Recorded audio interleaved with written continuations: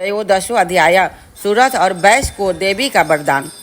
जो उदय काल के सूर्य मंडल की सी कांति धारण करने वाली है, जिनके 4 भुजाएं और 3 नेत्र है, तथा जो अपने हाथों में पाश, अंकुश, बर एवं अभय की मुद्रा धारण किए रहती है, उन शिवा देवी का मैं ध्यान करती हूँ। ऋषि कहते हैं, राजन, इस प्रकार मैंने तुमसे देवी के उत्तम महात्म का वर्णन किया, जो इस जगत को धारण करती है।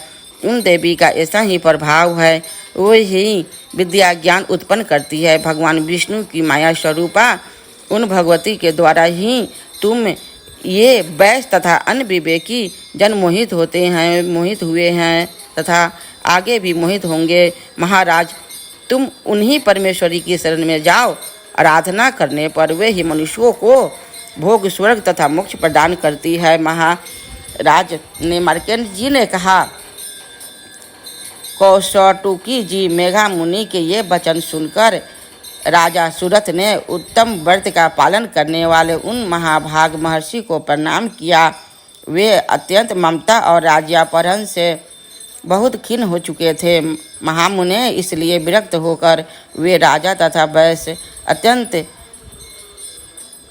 तत्काल तपस्या को चले गए और वे जगदम्बा के दर्शन के लिए नदी के तट पर रहकर तपस्या करने लगे। वे वैश्य उत्तम देवी सूक्त का जप करते हुए तपस्या में प्रवृत्त हुए।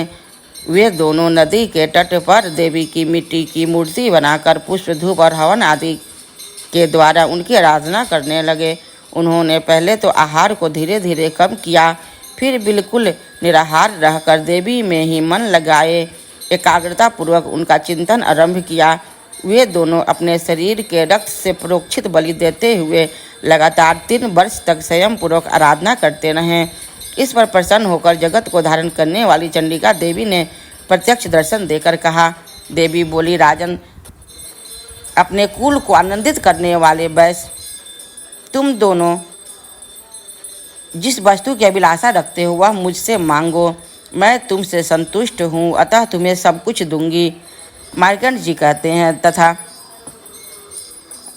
राजा ने दूसरे जन्म में नष्ट न होने वाला राज्य मांगा तथा इस जन्म में भी शत्रुओं की सेना को बलपूर्वक नष्ट करके पुनः अपना राज्य प्राप्त करने लेने का वरदान मांगा। वैश्य का चित्त संसार की ओर से खिन्न एवं विरक्त हो चुका था।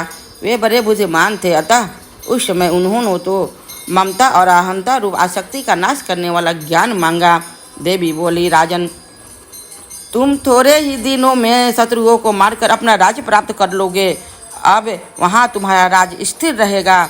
फिर मृत्यु के पश्चात तुम भगवान विवस्वान सूर्य के अंश से जन्म लेकर इस पृथ्वी पर सार्वनिक मुनि के नाम से विख्यात होगे। वैश्यवर्य, तुमने भी जिस वस्तु की अभिलाषा मुझसे की है, तुमने भी जिस वर को मुझसे प्राप्त करने की इच्छा की है, उसे देती हूँ। तुम्हें मोक्ष के लिए ज्ञान प्राप्त होगा। मार्कंडेय जी कहते हैं, इस प्रकार उन दोनों को मनवांछित वरदान देकर तथा उनके द्वारा भक्ति पूर्वक अपनी स्तुति सुनकर देवी अंबिका तत्काल अंतर्ध्यान हो गई।